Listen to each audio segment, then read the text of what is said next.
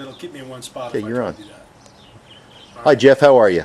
Doing fine, Al. How are you? Doing good. Glad to come down the shop today. This is my son, Jeffrey. We've started a little company called Little Bull Speed and Custom because we just love cars, and we're working on a project right now, which is a 1968 Pro Streeted El Camino. This is the engine that's going to go in it.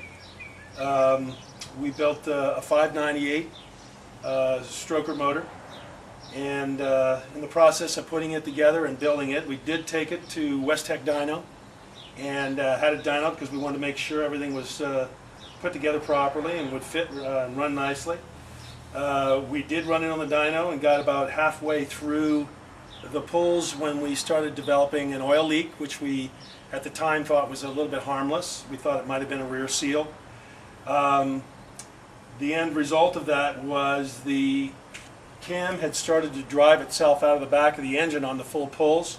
We stopped it just in time, but in all actuality what we had was a cam plug coming out of the back of the engine, which we couldn't have known on the dyno until we got it off. This might have been able to be found if we'd had this on the engine stand first. Certainly, I don't know that I would have done a bunch of full pulls on an engine stand, but anyway, that being said, we did have it torn down. We did what we thought was the repair, and that's when I met Al at the show. We were at that point where we were ready to just kind of leave it on the engine stand, not this type, but just a regular engine stand, and move forward with it. But saw the stand, loved it immediately, thought it was a great idea, bought it, put the engine on it, ran it, and then literally within 10 to 15 minutes developed an oil leak. Again, out of the same area, which I thought was a little odd. It did turn out through some investigation that it was a rear main. And I don't know how many out there build cars and know what it's about to assemble them and get the fit and finish correct and get a motor in. It's not just a matter of throwing something in. Once you do that and you put it together, it's days and days and days of work.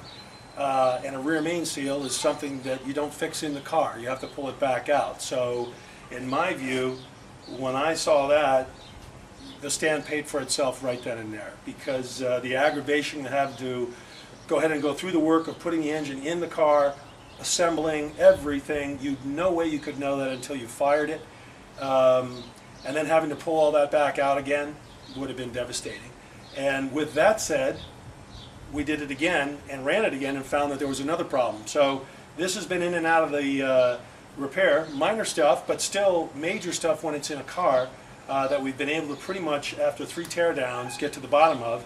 And now again, once we've run it again, we've found out that we've got all the oil leaks taken care of and all those little things that will literally ruin a project for you.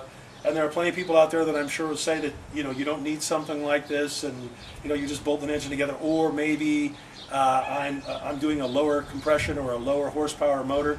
An oil leak is an oil leak, a water leak is a water leak.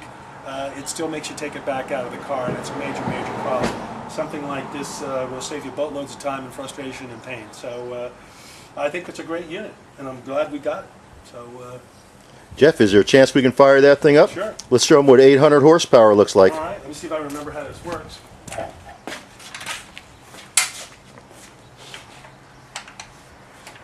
Now this is cold. It hasn't been fired in, when was the last time you ran this? I haven't fired it probably in about 3 or 4 weeks. Okay. So I'm hoping it'll just fire.